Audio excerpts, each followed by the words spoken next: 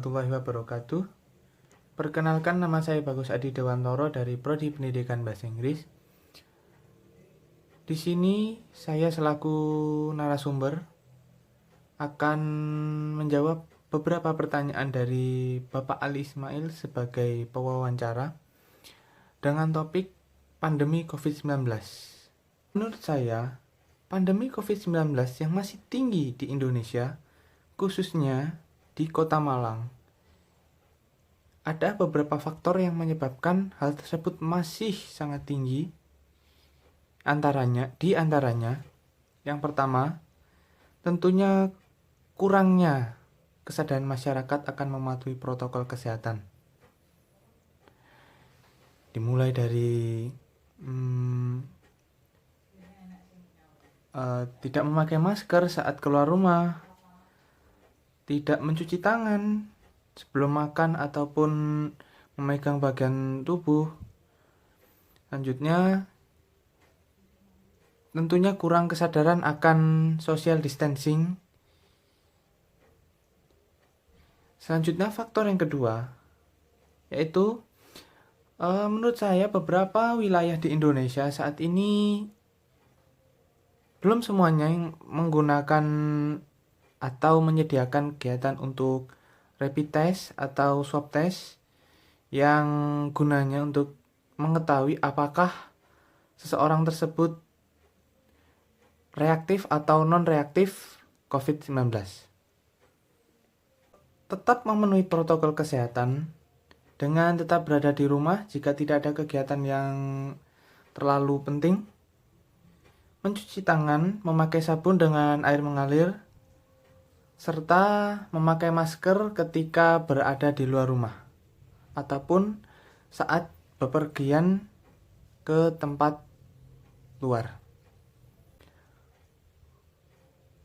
Tentunya atau menurut saya, pembelajaran sekolah di saat pandemi ini yang menurut efektif itu juga kita perlu pikirkan bagaimana siswa atau mahasiswa itu supaya paham apa yang telah diajarkan atau yang telah disampaikan oleh guru lewat materi, yaitu menurut saya menggunakan metode 2 shift. Jadi shift 1, misalkan di satu kelas itu terdapat 34 siswa atau mahasiswa, jadi jam pagi sampai siang bisa diisi oleh 17 orang. Selanjutnya dari shift siang sampai shift sore 17 orang juga. Hal ini bertujuan supaya siswa atau mahasiswa tersebut yang sekolah atau kuliah bisa dapat mencerna materi atau pembelajaran yang disampaikan oleh Bapak Ibu guru atau dosen, yang biasanya juga itu dalam metode daring sering terdapat berbagai masalah. Misalnya, dalam online itu biasanya memang guru menyampaikan suatu materi. Akan tetapi, karena kurangnya fokus dari si anak tersebut, misalkan ada sesuatu yang dirasa penting sehingga dirinya keluar atau off kamera sehingga tidak menyimak materi yang disampaikan oleh Bapak Ibu guru atau dosen tersebut.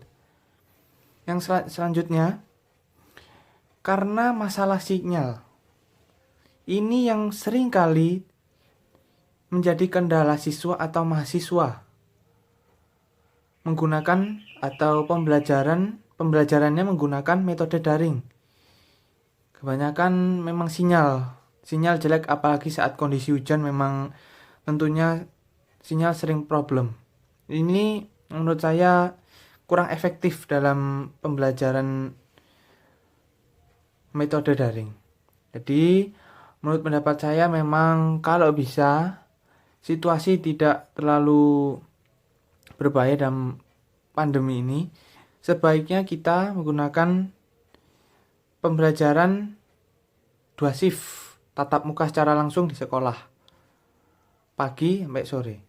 Tetapi apabila memang kondisi darurat atau di wilayah tersebut, khususnya kota Malang, jika itu memang sedang berada dalam kondisi yang tidak bagus atau benar-benar darurat, misalkan zona hitam, ya kita kembalikan lagi, kita menggunakan metode daring.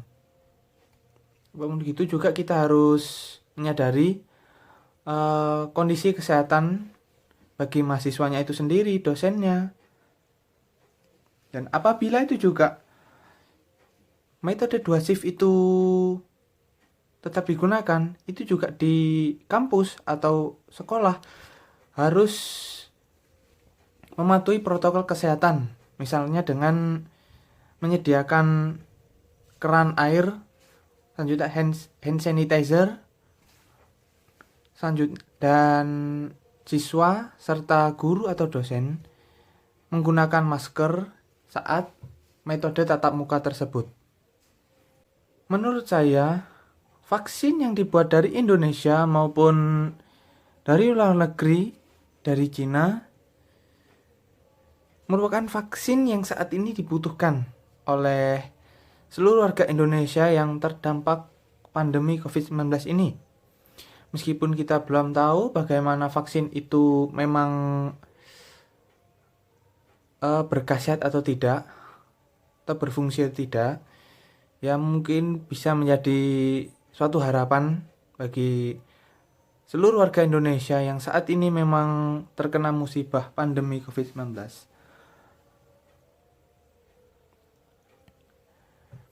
Meskipun begitu juga sebelum kita mendistribusikannya ke seluruh masyarakat Indonesia, ada beberapa hal yang perlu diperhatikan juga. Itu dengan uji kelayakan produksi yang harus mendapat perizinan dari Badan POM untuk selanjutnya didistribusikan ke berbagai wilayah yang ada di Indonesia. Yang pertama, mungkin vaksin itu perlu dicoba atau dites ke beberapa orang dari beberapa wilayah tersebut. Saya anggap atau saya berikan contoh, vaksin itu misalnya akan didistribusikan ke daerah Jawa Timur dan Jawa Tengah. Lah, untuk kesadarannya, menurut saya itu bisa jadi Gubernur Jawa Timur Ibu Khofifah ataupun Gubernur dari Jawa Tengah Bapak Ganjar Pranowo sebaiknya secara sukarelawan menjadi orang pertama yang divaksin untuk selanjutnya didistribusikan ke wilayahnya. Jika vaksin itu berhasil atau memang benar-benar sukses, selanjutnya kita memerlukan izin dari Badan POM untuk didistribusikan ke berbagai wilayah. Ini bertujuan agar tidak terjadi kesalahpahaman mana ini vaksin yang benar atau mana yang vaksin palsu.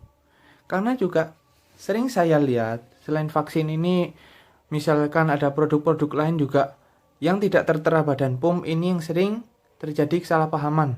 Ini keluaran resmi atau tidak.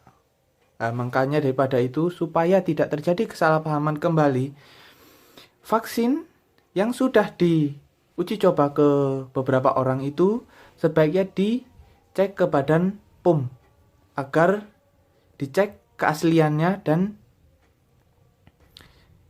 diizinkan untuk didistribusikan ke wilayah Indonesia yang terdampak pandemi COVID-19. Menurut saya sekian. Terima kasih atas perhatiannya. Mohon maaf apabila terdapat kesalahan kata yang saya ucapkan ataupun ada beberapa jawaban yang kurang berkenan untuk saudara sekalian. Saya ucapkan terima kasih. Assalamualaikum warahmatullahi wabarakatuh.